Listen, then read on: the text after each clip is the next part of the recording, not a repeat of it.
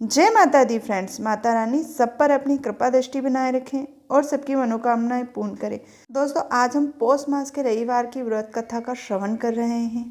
पौष मास के रविवार का व्रत करने से मनुष्य को ऐश्वर्य की प्राप्ति होती है, रोगों से मुक्ति मिलती है, संतान आज्ञाकारी तथा सूर्य के समान तेजस्वी बनती है। इस जगह पर पौष मास के रविवार व्रत को अलूने व्रत के नाम से भी जाना जाता है। दोस्तों, प्लीज़ हमारे चैनल को लाइक शेयर सब्सक्राइब अवश्य कीजिए। आइए हम कथा का श्रवण करते हैं। पुराने समय की बात है, एक नगर में एक साहूकार रहता था जिसकी कोई संतान नहीं थी। एक दिन वह साहूकार कुछ काम से सुबह घर से बाहर गया। उसी समय एक किसान भी खेत की ओर जा रहा था, परंतु साहूकार को देखकर वह वापस लौट गया और बड़बड़ाने लगा, आज किसका मुंह देख लिया, आज अच्छा शगुन नहीं हुआ। किसान की यह बात साहूकार ने सुन ली और उसे इस बात का बहुत दुख हुआ।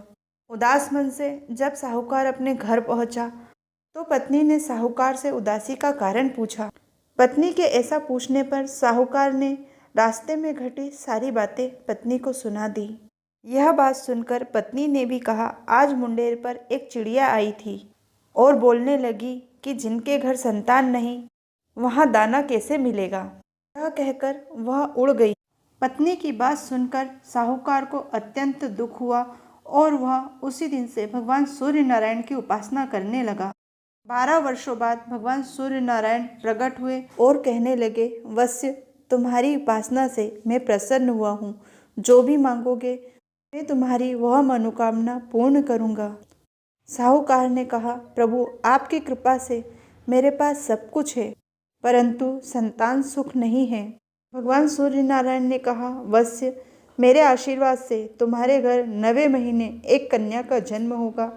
भगवान सूर्य नारायण की कृपा से साहूकार के घर एक कन्या ने जन्म लिया। भगवान सूर्य नारायण के आशीर्वाद से उत्पन्न यह कन्या चमत्कारी थी। सुबह सवेरे उसके मुंह से एक राल निकलती थी जो हीरे मोती में बदल जाती थी। जब उसकी माँ उसे दूध पिलाने उठाती तो उसे हीरे मोती मिलते।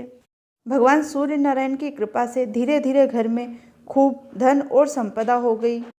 कुछ सालों बाद जब बेटी बड़ी हो गई तो पिता ने सोचा, अब इसका विवाह कर देना चाहिए। यह सुन माँ ने कहा, सुबह सुबह मेरा बेटी का मुंह देखने का नियम है, अगर इसकी शादी कहीं और हो गई तो मेरा ये नियम टूट जाएगा। क्यों नहीं हम कोई अच्छा लड़का देखकर उसे घर जमाई बना लें। पिता को भी अपनी बेटी से बहुत प्रेम था। यह सुझाव उन्हें भी पसंद आया और एक सुयोग्य गरीब लड़का देख उन्होंने अपनी बेटी का विवाह उससे कर उसे घर जमाई बना लिया। शादी के बाद जब माँ अपनी बेटी को रोज़ सुबह उठाने जाती तो जमाई को यह बात बुरी लगने लगी। यह बात उसने अपनी पत्नी को बताई तो पत्नी ने प्यार से समझाते हुए कहा, मेरी माँ का रोज़ सुबह मेरा मुख देखने का नियम है। एक दिन जमाई सास के आने से पहले ही उठ गया और उसने देखा कि उसकी पत्नी के मुख से कुछ राल निकल रही है जो उसके देखते ही देखते हीरे और मोती में बदल गई।